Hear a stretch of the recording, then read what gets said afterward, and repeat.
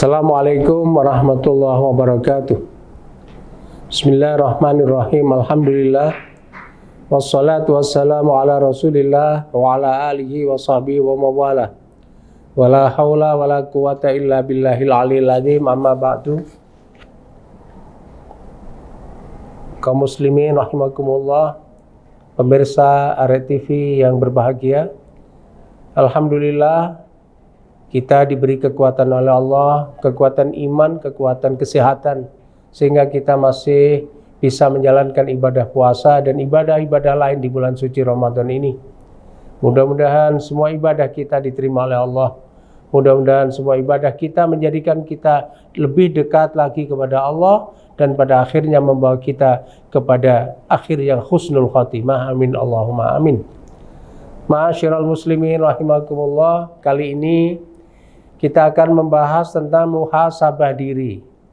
Muhasabah itu berasal dari bahasa Arab yang artinya menghitung. Kalau arti letterleknya, arti lughawiyahnya itu menghitung. Sedangkan kalau arti istilahnya, muhasabah itu menilai apa yang dilakukan oleh diri sendiri, baik itu perbuatan baik maupun perbuatan kurang baik, dengan ikhlas semata-mata menuju keridhaan Allah Subhanahu wa ta'ala. Jadi muhasabah ini melakukan introspeksi, menghitung perbuatan-perbuatan yang ia lakukan, yang dilakukan sendiri. Dan kemudian dari perbuatan yang dilakukan dia akan tahu mana yang bernilai plus, mana yang masih negatif.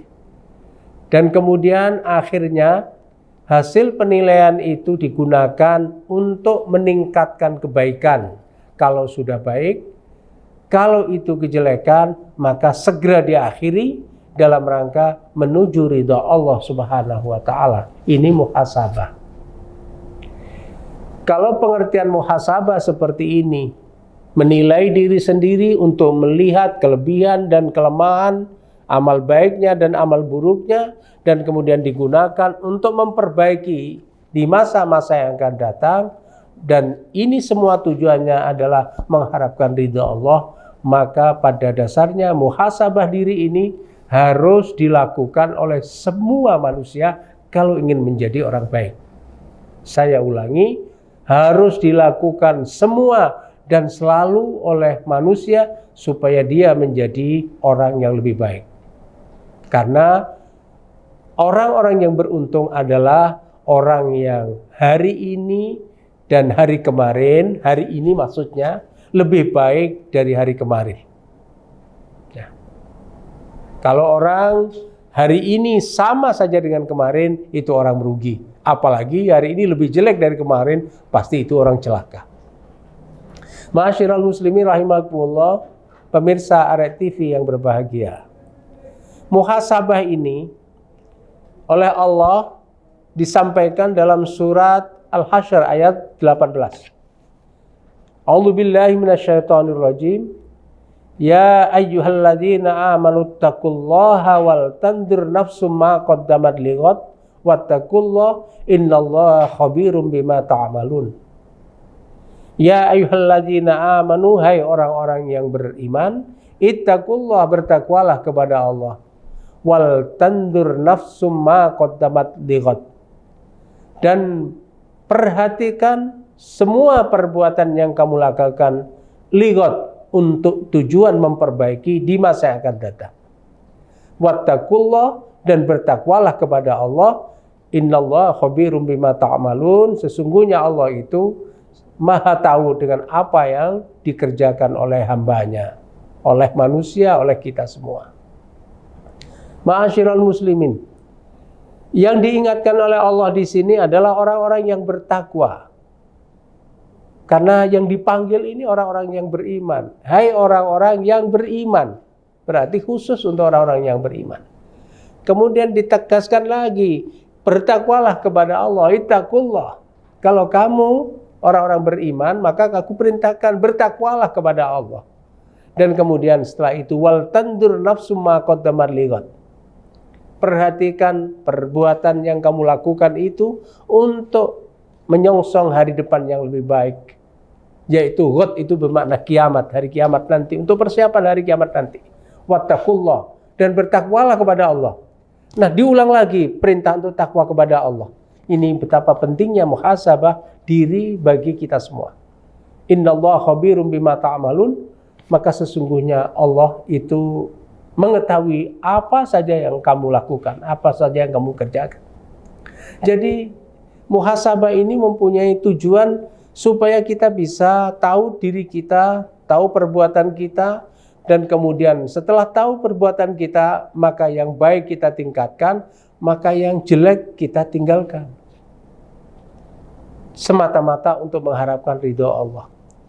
Karena semua yang kita lakukan nanti pasti ada catatannya. Di dalam ayat Al-Quran, misalnya di surat Kahfi, itu disebutkan, wa wudi al-kitabu fataral mujrimina musyfiqina mimma fihi wa yaquluna ya wailatana ma li hadzal kitabi la yughadiru shaghiratan wala kabiratan illa ahsaha.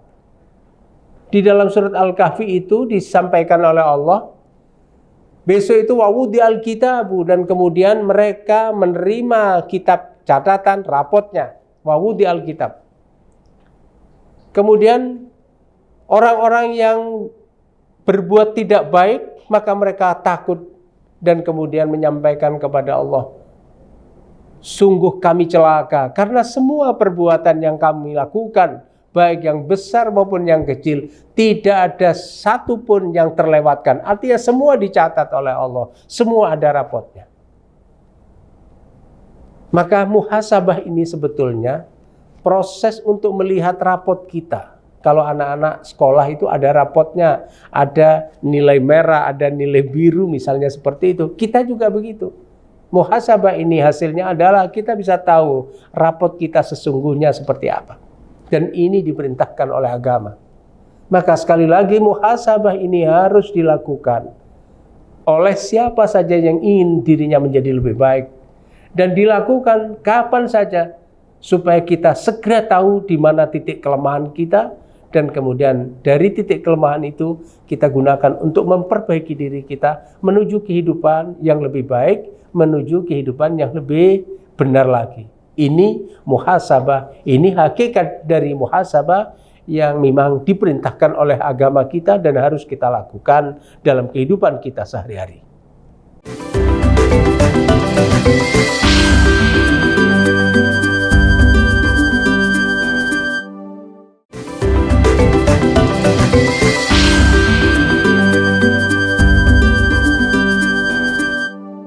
Ma'asyiral muslimin rahimakumullah, pemirsa RTV yang berbahagia. Lalu mengapa kita harus muhasabah? Sejauh mana pentingnya muhasabah? Yang pertama, muhasabah itu belajar kita tentang kesadaran diri kita untuk secara jujur melihat amal ibadah kita.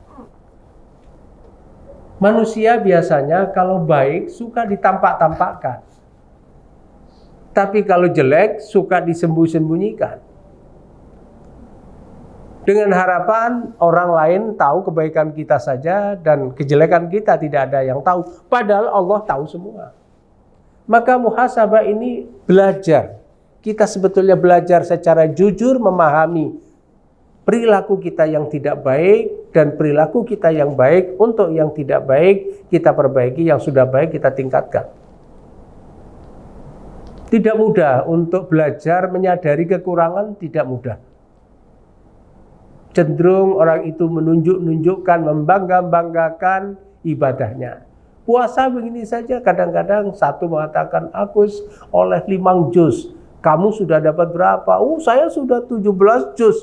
Padahal belum. Bahkan yang satu mengatakan, saya sudah khatam 1. Cenderung seperti itu. Tidak ada orang yang kemudian berlomba-lomba menunjukkan tingkat kelemahannya, tidak ada. Maka muhasabah ini dilatih supaya kita belajar jujur tentang diri kita. Kadang orang itu bisa menilai orang lain, tapi tidak bisa menilai secara jujur dengan dirinya. Maka muhasabah ini penting karena manusia bisa tahu apa sih sebetulnya diri saya, dan kemudian apa yang bisa saya lakukan, dan sejauh ini saya sudah melakukan apa. Jadi plus minusnya secara jujur bisa diketahui.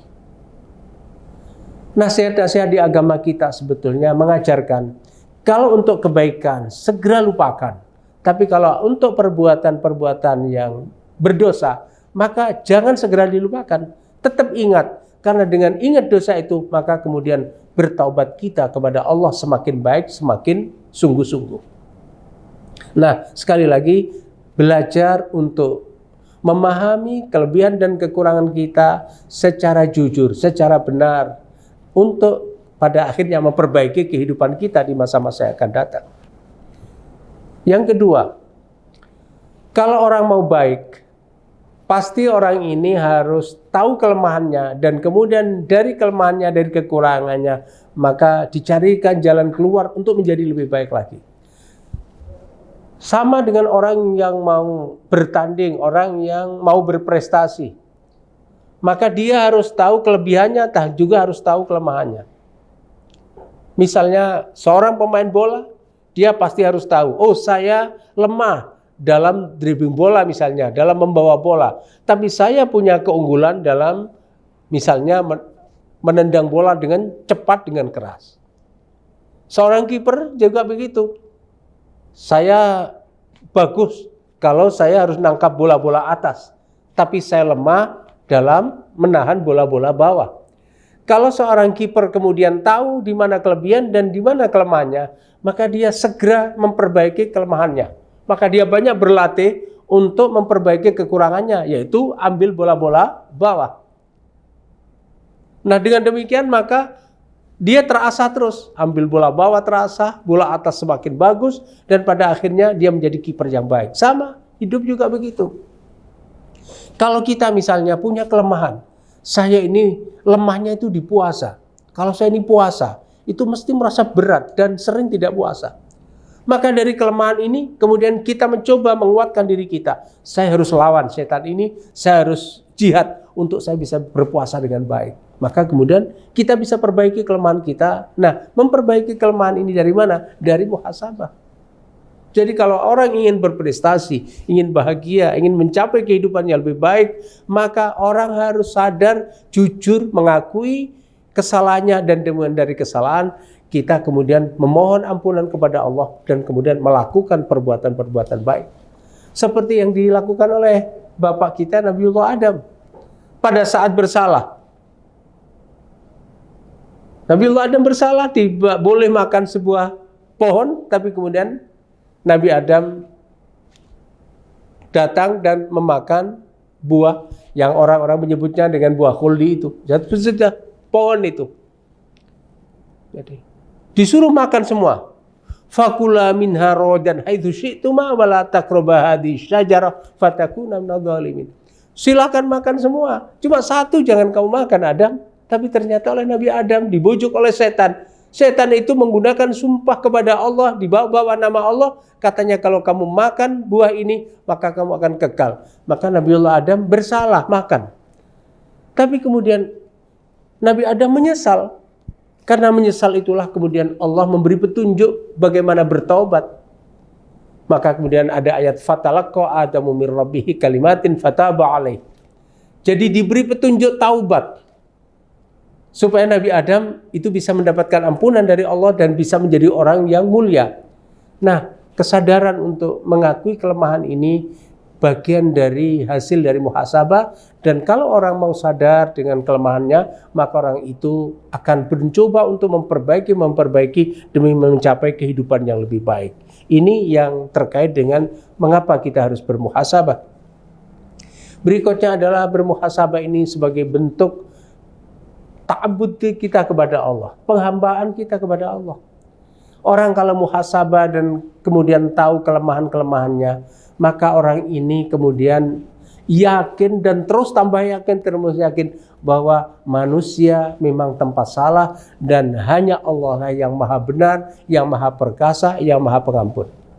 Kalau orang sudah menyadari siapa status dirinya hanya seorang hamba, kemudian mengagungkan, membesarkan dan yang maha kuasa itu hanya Allah, maka orang ini menjadi orang-orang yang pertama tidak takabur, menjadi orang-orang yang rendah hati, menjadi orang-orang yang suka menolong sesama, karena dia merasakan bahwa dirinya tidak ada apa-apanya kecuali kekuatan Allah.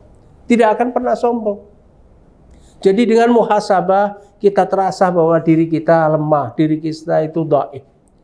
Kadang kita itu sudah berusaha untuk menghindari maksiat, tapi kadang-kadang tidak kuat untuk menahan itu dan kemudian melakukan. Ini menunjukkan bahwa kita masih berada karena kita statusnya adalah masih seorang hamba, sehingga kita masih banyak kelemahan. Nah, dengan banyak kelemahan ini dan kemudian mengakui kebesaran Allah, maka ini adalah pintu taubat yang paling benar, pintu taubat yang sesungguhnya jalan menuju pengampunan Allah. Maka semua itu dilakukan dengan muhasabah.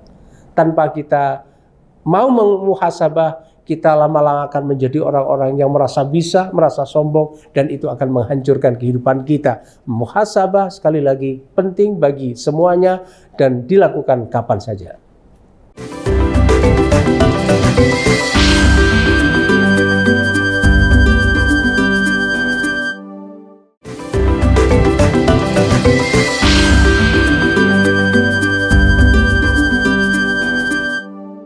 Ma'asyiral muslimin rahimakumullah, pemirsa Arek TV yang berbahagia.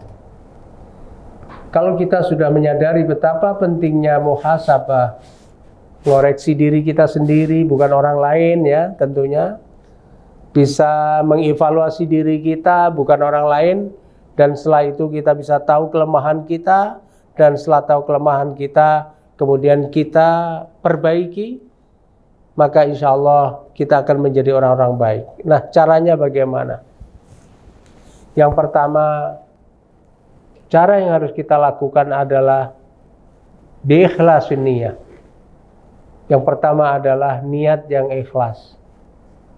Ini penting karena kita hidup di dunia ini, kita punya tugas utama yaitu mengabdi kepada Allah dengan penuh ketulusan. A'udzubillahi minasyaitonirrajim. Wa ma umiru illa liya'budullaha mukhlishina lahuddin. Dan kita semua ini tidak diperintah kecuali untuk menyembah Allah mukhlishina lahuddin, dengan penuh keikhlasan. Jadi muhasabah ini harus dilakukan dengan ikhlas. Kalau ikhlas, maka yang baik akan terlihat baik, yang jelek terlihat baik, dan kemudian karena ikhlas maka punya keinginan sungguh-sungguh untuk memperbaiki. Kalau ikhlas, jangan karena terpaksa dan jangan karena ditutup-tutupi. Kalau ada baik diinget-inget terus, kemudian kalau ada yang gak benar dilupakan. Ini termasuk tidak niat yang ikhlas ini. Ini berarti masih ada unsur nutup-nutupi. Maka muhasabah itu lihat secara benar, lihat secara jujur, lihat secara sungguh-sungguh mana perbuatan kita yang baik dan mana perbuatan kita yang kurang baik, disertai dengan keikhlasan. Semata-mata ini dilakukan untuk mengabdi kepada Allah, untuk menuju jalan taubat yang benar. Berikutnya, setelah kita latih diri kita dengan niat yang ikhlas, yang kedua ada usaha yang sungguh-sungguh, ada mujahadah, ada jihad untuk memperbaiki yang salah dan meningkatkan yang kurang bagus. Kalau sudah tahu, kemudian apa yang harus kita lakukan? Ya kita coba yang kurang mana, kemudian kita tingkatkan, dan harus disertai kesungguhan. Ada bahasa sekarang namanya komitmen yang kuat. Tanpa ada komitmen yang kuat tidak ada artinya muhasabah. Setelah muhasabah tahu kelemahannya, tapi setelah ya sudahlah besok-besok aja kita perbaiki. Nah, ini belum dengan jihad, belum mujahadah, ini belum bersungguh-sungguh di dalam melaksanakan muhasabah, melaksanakan tindakan-tindakan amal-amal setelah muhasabah. Jadi muhasabah harus diimbangi dengan kesungguhan niat kita untuk move, kata orang sekarang, untuk beralih ke yang bagus dan meninggalkan yang jelek, memperbaiki yang jelek, meluruskan yang bengkok-bengkok. Ini harus ada komitmen diri yang kuat. Sekedar ikhlas, tapi kemudian komitmen dirinya tidak kuat, maka belum sempurna, belum kuat muhasabah. Berikutnya juga harus ada istiqomah. Harus ada keberlanjutan dan konsisten. Kalau ada komitmen dan ini ada konsistensi. Muhasabah setelah itu kurang ditambahi. Sampai sekarang misalnya, kalau kita merasa, oh bacaan Al-Quran saya kurang bagus, maka kemudian kita bisa meningkatkan. Kita ngaji, kita belajar kepada orang-orang yang mahir Al-Quran. Dan kemudian dari kelemahan itu kita tingkatkan. Karena apa? Dan ini harus istiqomah. Istiqomah itu kalau bahasa kita ada kontinuitasnya. Kalau orang Jawa bilang bukan rok-rok asem. Kalau rok-rok asem itu senang dilakoni, tidak senang ditinggal dan seterusnya. Itu enggak. Muhasabah ini harus istiqomah. Maka mungkin lebih mudahnya misalnya kalau bangun tidur kita mencoba mengingat-ingat apa yang sudah aku lakukan kemarin. Mau tidur juga mengingat-ingat tadi pagi sampai siang sampai sore aku sudah melakukan apa. Aku sudah melakukan kebaikan apa, sudah menebar kebaikan apa, dan kemudian maksiat apa yang saya lakukan, dan seterusnya. Setelah itu kemudian istighfar kepada Allah, dan malamnya kemudian bangun malam, kemudian qiyamul lail, tahajud, sholat tasbih, dan seterusnya. Untuk apa? Untuk meminta ampun dari perbuatan-perbuatan yang tadi dilakukan dengan secara tidak bagus. Itu kalau ada istiqomah. Kemudian berikutnya disertai dengan doa kepada Allah. Mengapa ini penting? Karena doa itu muhul ibadah, doa itu ya paling penting dalam ibadah kita, dan ini menunjukkan betapa manusia itu lemah dan yang mempunyai kekuatan hanya Allah. Maka kita harus sertai dengan doa. Ini supaya kita tidak jadi orang-orang yang sombong. Kemudian setelah itu semua, bahwa ujung dari muhasabah adalah bertaubat kepada Allah. Setelah kita tahu keadaan kita, maka tidak ada jalan lain kecuali bertaubat kepada Allah. Tubu ilallahi taubatan nasuha, bertaubatan kepada Allah dengan taubat yang benar-benar taubatan nasuha. Taubatan nasuha itu taubat yang tulus, taubat yang lepas dari perbuatan yang pernah dilakukan yang tidak baik itu, dan kemudian berjanji tidak akan mengulangi lagi, dan kemudian dia jauh dari perbuatan maksiat menuju pada kebaikan-kebaikan. Itu taubatan nasuha. Kalau taubat sekarang, besok berbuat jelek lagi, taubat lagi, jelek lagi, taubat lagi, itu namanya taubat ya. Taubat tapi ya terus dia kembali lagi. Itu bukan taubatan nasuha. Maka ending dari muhasabah ini, kita terus beristighfar kepada Allah, mendekatkan diri kepada Allah, kemudian bertaubat kepada Allah. Mudah-mudahan dengan muhasabah yang baik, diikuti dengan keikhlasan niat, dengan mujahadah untuk bersungguh-sungguh menuju pada kebaikan terus, dan kemudian konsisten, ada kontinuitas, disertai dengan doa kepada Allah. Dan kemudian ini semua adalah bagian dari kita menuju taubat kepada Allah. Mudah-mudahan dengan demikian muhasabah kita menjadi muhasabah yang benar dan menghasilkan kualitas ibadah kita menjadi lebih baik lagi di masa-masa yang akan datang.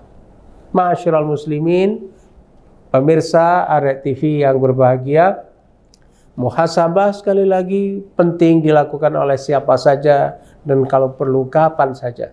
Khususnya Ramadan ini, maka mari kita bermuhasabah diri dengan baik dan kemudian kita menjalankan kebaikan-kebaikan yang lebih banyak lagi, karena inilah masa-masa kita menabung pahala sebanyak-banyaknya, keridhaan Allah sebanyak-banyaknya. Maka kita harus punya komitmen diri, kita ikuti terus ibadah-ibadah di bulan suci Ramadan dengan baik, supaya kita tambah tetap, kita bermuhasabah, supaya kita ada petunjuk bagaimana kita harus melakukan yang terbaik untuk diri kita menuju masa depan yang berbahagia fid dunya wal akhirah. Amin Allahumma amin. Demikian yang bisa saya sampaikan terkait dengan muhasabah. Mudah-mudahan sedikit ini bermanfaat bagi kita semua. Wallahul muwaffiq ila aqwamit thoriq. Wassalamualaikum warahmatullahi wabarakatuh.